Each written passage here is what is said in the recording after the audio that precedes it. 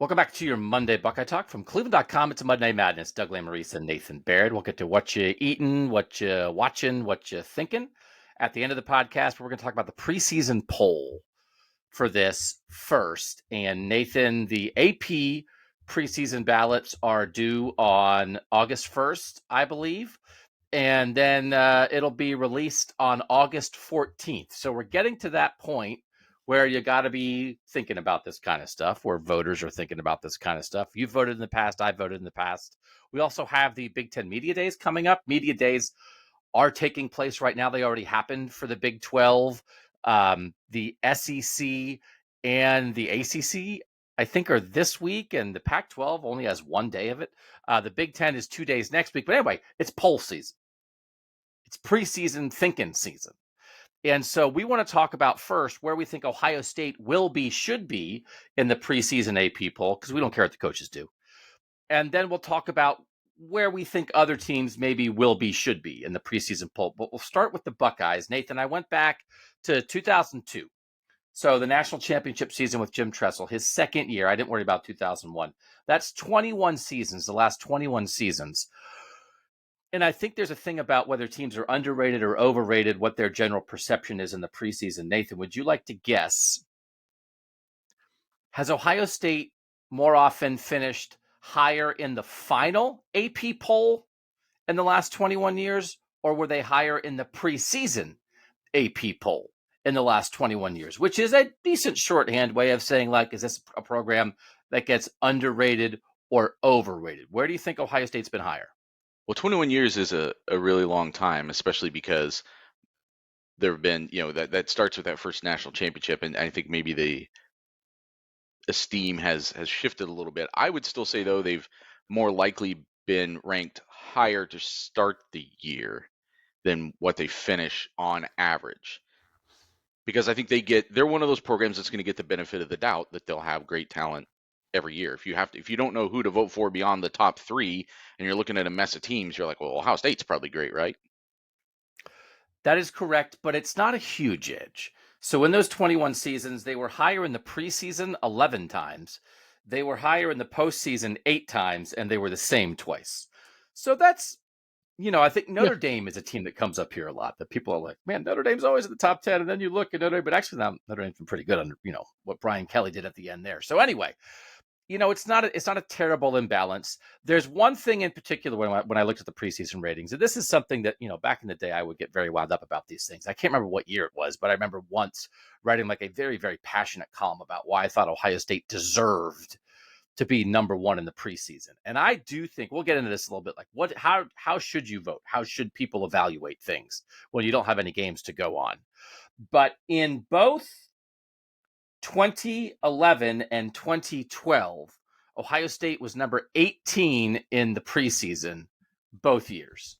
And it's like, oh, that's a kind of an interesting thing. That's quite a coincidence. And then in one year, they went 6-7, and then the other year they went 12-0. So in August, people evaluated those two teams, the 2011 team that was ripped apart, that had Luke Fickell as an interim coach, that had no Terrell Pryor, that had DeVere Posey and Mike Adams and Dan Herron and those guys suspended.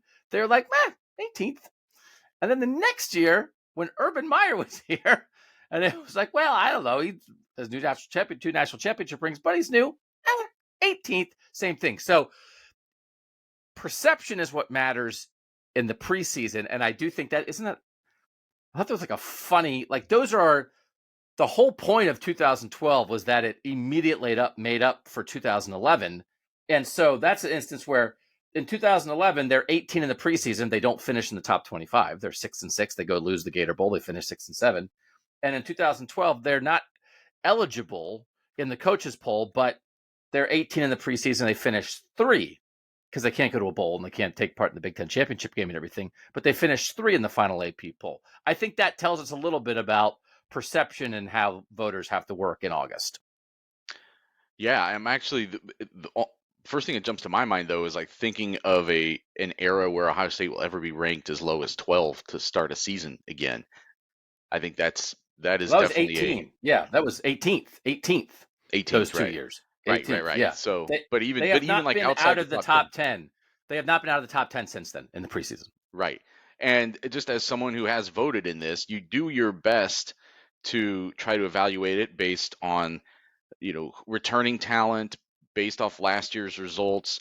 As a tiebreaker, one thing I usually do is I will go out and go through and sketch out win losses for everybody. And I'm not necessarily ranking them based on win loss, but I like to do that because sometimes you think in a vacuum, well, this team will be, oh, I see a lot of good parts for this team. But then when you plot it out against who they actually have to play, and see what record you think that would turn into, that changes maybe your perception a little bit.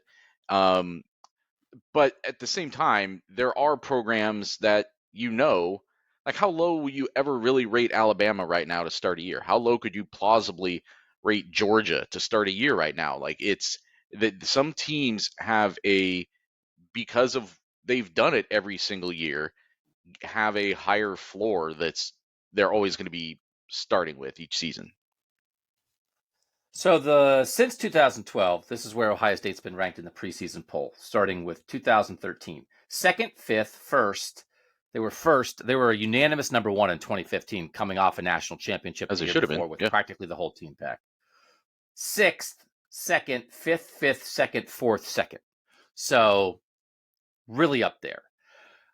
I did go back from the last 21 seasons. I think I got this right. The years when they had a returning starter at quarterback and the years when they did not have a returning starter at quarterback. And, sometimes returning starters are a little nebulous. It's sort of like, did they have a quarterback you kind of knew, right? Or had played enough to have a feeling for. The 13 seasons when they had a returning starting quarterback, their average preseason rank was third. The 8 years where they didn't have a returning starting quarterback, their average preseason rank was 10th. Now, that's the 2 18s are both of that because in 11, Terrell Pryor's gone. It's like Braxton Miller, Joe Bosmerman, I don't know. And then 12, it's going to be Braxton. And Braxton did play in 2011 and he did start some games, but I didn't count him as like a locked in, sure thing returning starter. People still would have been like, well, we saw some of Braxton Miller last year. He looked good in flashes, but I don't exactly know, maybe, right? So that lowered it. But in general, obviously that's part of it. So let's have that discussion. The idea that Ohio State has not officially declared a starting quarterback, will not do so before the preseason ballots are due on August 1st. And I think it's not, again, it's like, I don't want to make comparisons to when Ryan Day was like, well, I don't know, Justin Fields going to hoke. This is much more of an Right. actual thing than that. How do you think that will and should affect the preseason perception of Ohio State when the 62 AP voters sit down to make their ballots? I think it will somewhat. I think it should somewhat. It's a huge uncertainty, but at the same time, in this case, you're going to be talking about. I mean, people could quickly look, as long as they want to do a basic amount of research, and see that both of these guys were so highly touted, so highly ranked, so highly thought of, that this isn't like Ohio State is trying to pick from among just two random guys. Like these were guys who were both recruited to be the number one quarterback at Ohio State at some point in their careers. That was the plan all along. So I think that means something, that both of these guys were among the best quarterbacks in their respective recruiting classes. So I think people also have grown to expect a certain level of quarterback play at Ohio State under Ryan Day, the same as they might be giving the benefit of the doubt to a first-year Lincoln Riley starter who was highly ranked. The production is there. They're Heisman Trophy finalists every year. So I don't know that it'll make a massive difference. It is, though, it is important to remember that this is different, though, than even the CJ Stroud situation in 2021, where he had more or less separated, and nobody really thought that was still up in the air going into camp. It's certainly not the same as Justin Fields, but in 2018, Dwayne Haskins had already been, separated at that point because Joe Burrow had left the program by the time preseason camp was starting. So this is a completely new thing that voters are going to have to try to evaluate. But I think, as we've talked about too, we were just talking about this on the Retalkables the other day, right? Like with Joe Germain, this might be the kind of team where you don't look at this collection of talent and say Ohio State has to find the quarterback that lifts all of this to a higher plane than it would otherwise exist on. It's more like they just have to find the quarterback who can operate with these weapons. The last 6 seasons from 2017 through 2022, 2017, JT Barrett, returning starter, Ohio State second. 2020, Justin Fields, returning starter, Ohio State second. 2022, CJ Stroud, returning starter, Ohio State second. So the 3 times they've had a returning starter at quarterback in the last 6 seasons, they've been number 2 in the preseason AP poll. 2018, Dwayne Haskins, new, 5th. 2019, Justin Fields, new, 5th. 2021, CJ Stroud, new, 4th. So there's a little, it's not a huge gap. It's not 3 to 10 like in the other one, but I think it's a little indicative of something. I do think it matters. And so I want us to kind of evaluate, if you and I were sitting down to try to evaluate Ohio State, and then in the next segment, we'll talk about the other teams in the country, which certainly affects it. But let's make our preseason evaluation of Ohio State without giving away what we think their record's going to be this year and whether we think they're going to go to the college football playoff. Because I will say, Nathan, the way that I voted during the season was vastly different than the way that I voted in the preseason. In the preseason, I was not really trying to predict. I would not say that my preseason top 4 has to be the 4 teams that I think are going to make the college football playoff. I think those can be 2 different things. Because to me in the preseason, maybe you're trying with your picks to anticipate underdogs, to look at schedule strength and that kind of thing. But in the preseason, I'm really trying to go on deserve. Who deserves this based on what they've shown and what they have? And so my shorthand always, and it has to be a shorthand because nobody gets paid for this and you can't spend 200 hours of your life on your preseason AP poll, was quarterback, offensive line, defensive line. I looked for returning starters and talent at those 3 spots. And it doesn't mean I didn't care about your receivers or I didn't care about your secondary, but it's like in the trenches and the guy at the control stick, right? So for me, Ohio State quarterback, okay, it's what you said, but I haven't seen it, so it's not the same as CJ Stroud or Justin Fields in year 2. It's just not. Offensive line, it's all the tackle stuff that I would, even from the outside, if you don't cover Ohio State, you'd be like, well, I don't know. Like, feels like they're going to miss Paris Johnson and DeJuan Jones at tackle and Luke Whippler at center. I don't know. It feels like they're going to miss them. And by the way, they're not slotting in ready 5 stars at the tackle spots, just like they are and they are at quarterback. So that would matter. And then I would look at the defensive line and be like, oh, 3rd year JT Tuimoloau, 3rd year Jack Sawyer, 3rd year Mike Hall, also Ty Hamilton and Tyleik Williams, and like there's a lot back there. And I do think the shorthand, is this right? I think it's 8 starters back on defense if you really think about it, and 7 on offense.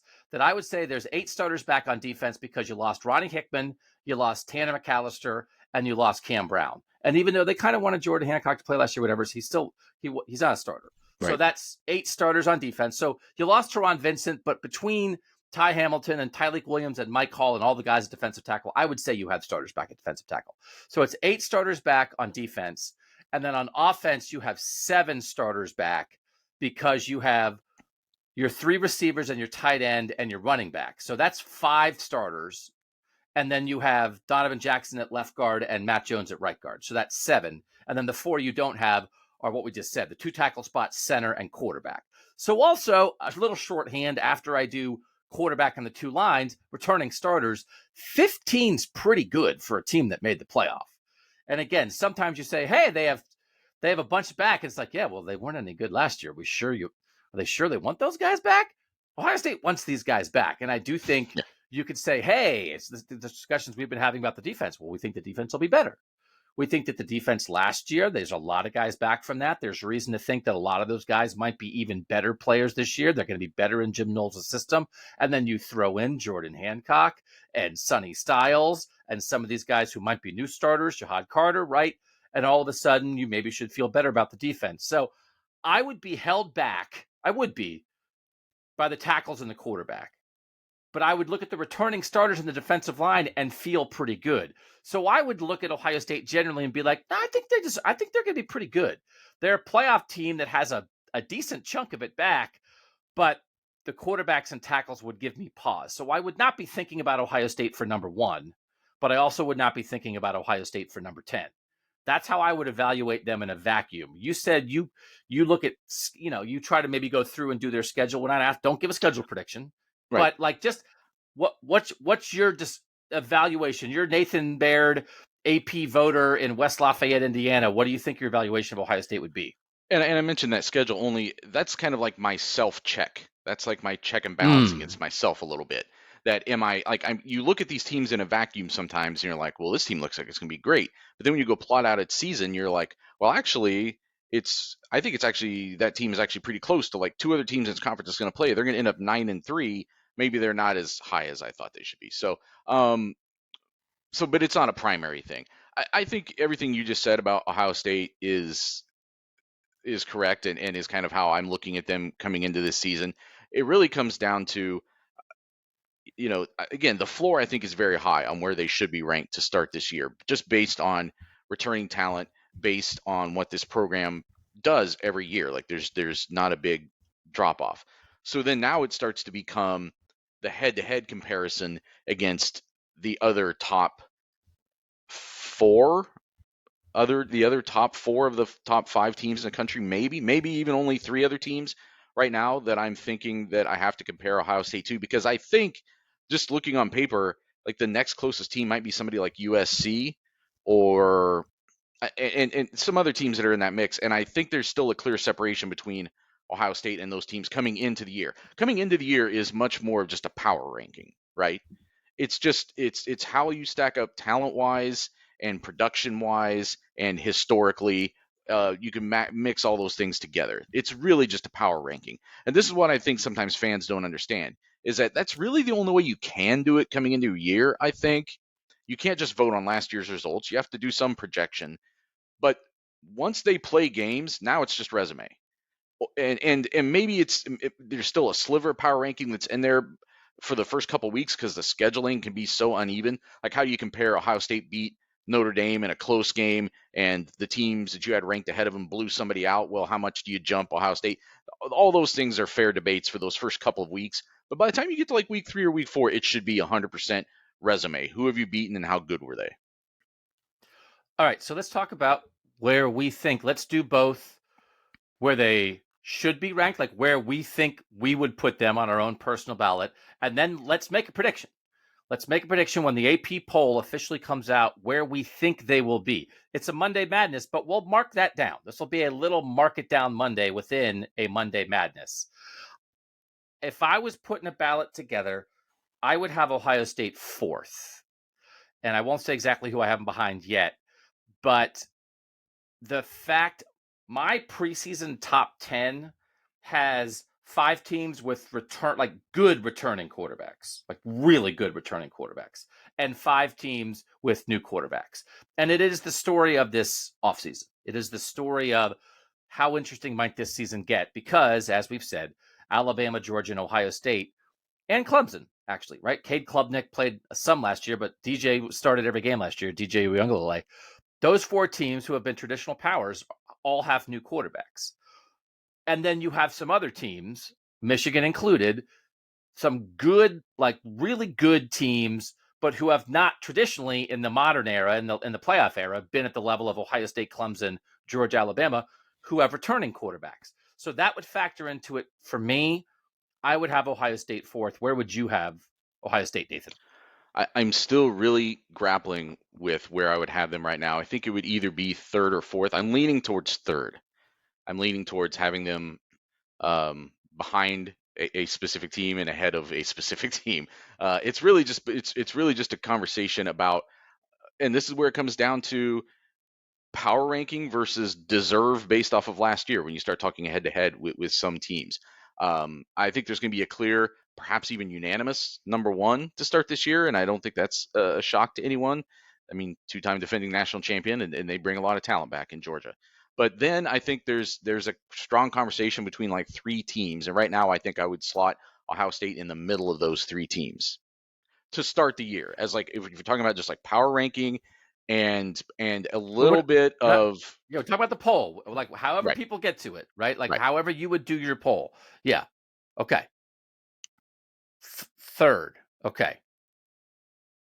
What do you predict they're going to be? Do you predict that they will be third? If we were betting a chicken finger on where Ohio State will be in the AP preseason poll.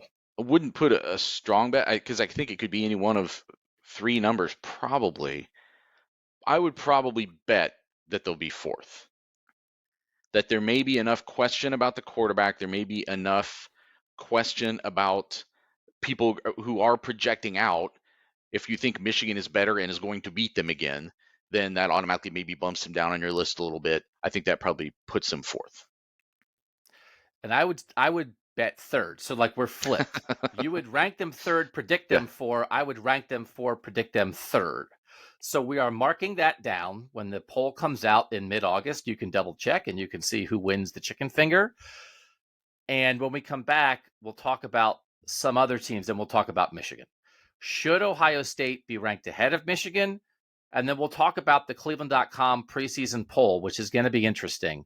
Who will be the Big Ten preseason favorite? Because Nathan, you are preparing to send that ballot out. And I want to, like, that's a part of this too. This is a perception podcast. And the reason it matters is because you get fired up about it. So that's what we're talking about. We'll do it more next on Buckeye Talk.